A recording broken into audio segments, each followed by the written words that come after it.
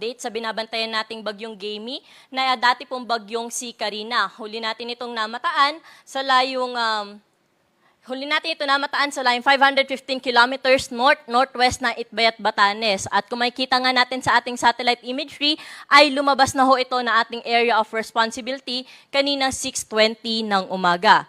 Yung taglay na lakas ng hangin nitong dating bagyong si Karina ay nasa around 140 kilometers per hour pa rin, malapit sa gitna, at pagbugso na umaabot sa 215 kilometers per hour. Pa-west-northwestward ang pagkilo sa bilis na 20 kilometers per hour. At kitang-kita nga ho dito sa ating satellite imagery, no, na patuloy na na-enhance nitong dating bagyong si Karina, itong southwest monsoon o habagat, na magdudulot po ng malawakang mga pag-ulan pa rin sa malaking bahagi po ng Luzon, particular na dito sa may western section ng Luzon. Narito po yung latest track nitong binabagtayan nating dating bagyong si Karina. May kita po natin, no, itong yellow circle, ito po yung areas na posible pa rin makaranas ng bugso ng hangin na dala po nitong bagyong si Karina. At may kita po natin, no, sakop pa rin po nito yung Batanes Islands, kaya meron pa rin po tayong nakataas na warning signal sa area po na yan. At base po sa ating latest track nitong binabantayan nating bagyong si Karina, ay ngayon ay posible pa rin po itong magkaroon ng interaction dito sa mountainous areas sa may isilang bahagi ng China or dito po sa may Taiwan area. So inaasahan natin na habang nagkakaroon po siya ng interaction sa landmass po dyan or sa mountainous areas, ay patuloy po itong hihina.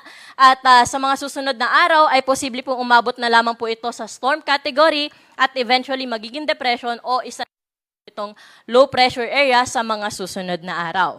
At nabanggit ko nga ho, no, dahil nga malawak pa rin yung sirkulasyon ng bagyong Karina, kaya nakataas pa rin yung ating tropical cyclone wind signal number 1 dito sa Batanes area. Asahan pa rin po natin ang bugso ng hangin sa nabanggit na lugar, dala nitong bagyong si Karina.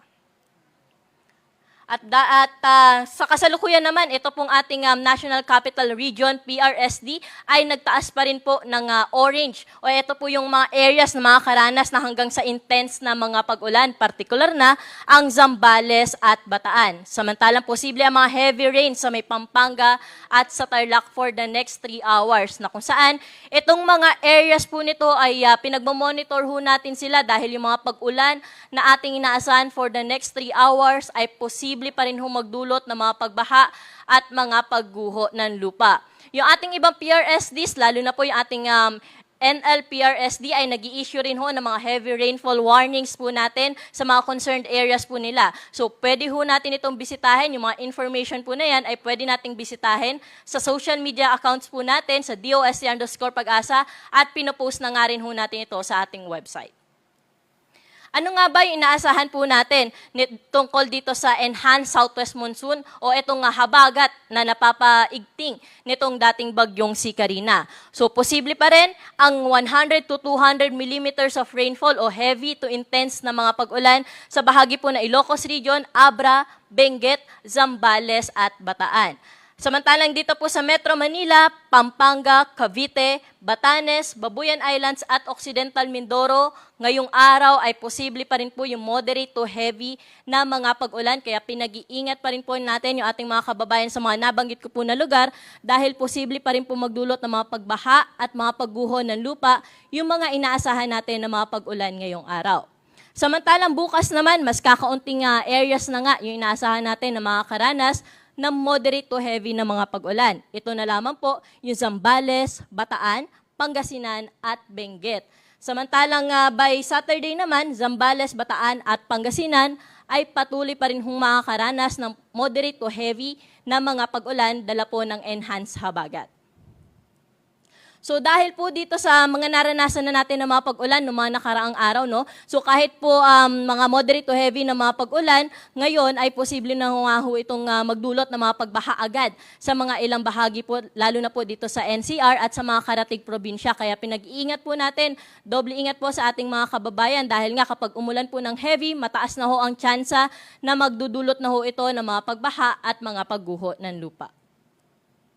Pagdating naman po sa lakas ng bugso ng hangin, inaasahan pa rin po natin na itong southwest monsoon o habagat ay magdudulot ng strong to gale force winds ngayon hanggang bukas sa area po ng Batanes, Babuyan Islands, Ilocos Region, Cordillera Administrative Region, Nueva Vizcaya, Quirino, eastern portion ng Isabela, pati na rin po sa buong bahagi ng Central Luzon, Metro Manila, Calabarzon, Mimaropa, Bicol Region, Western Visayas, Negros Occidental at Northern Samar.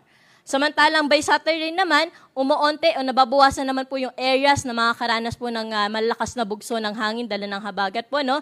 Dahil nga inaasahan natin na patuloy na lalayo at hihina itong bagyong si Carina na nagpapalakas ng habagat. So by Saturday, itong area na lamang ho ng Batanes, Ilocos Region, Zambales, Bataan, Marinduque, Romblon at Kalayaan Islands yung inaasahan ho natin na makakaranas ng bugso ng hangin o malakas na bugso ng hangin dala po ng enhanced southwest monsoon. Pagdating naman ho sa kalagayan ng ating karagatan, pinag-iingat ho natin yung ating mga kababayan na maglalayag o hanggat maaari ay wag ho sila maglayag sa mga areas na meron ho tayong gale warning. Partikular na dito sa area ng Batanes, northern coast ng Cagayan, kasama po dyan yung Babuyan Islands, Ilocos Norte at Ilocos Sur. Sa mga nabanggit na lugar, eto pong areas na may pula, yan po yung mga areas na hanggat maaari hindi natin pinapayagang pumalaot yung ating mga kababayang mangisda, lalong-lalo na po yung may maliit na sasakyang pandagat dahil inaasahan natin ang rough o yung maalon hanggang sa napakaalon na karagatan at posible nga hong umabot sa 4.5 meters ang wave height. Pero doble ingat din po ang paalala natin sa mga maglalayag dito pa sa may western seaboards po ng ating bansa o lalo na sa may western seaboards ng Luzon at sa eastern seaboards ng ating bansa dahil posible pa rin ang moderate to rough na sea condition. So doble ingat po sa ating mga kababayan na maglalayag dahil nga malakas ang bugso ng hangin na dala nitong southwest monsoon o habagat na magdudulot po ng malalakas din na mga pag-alon.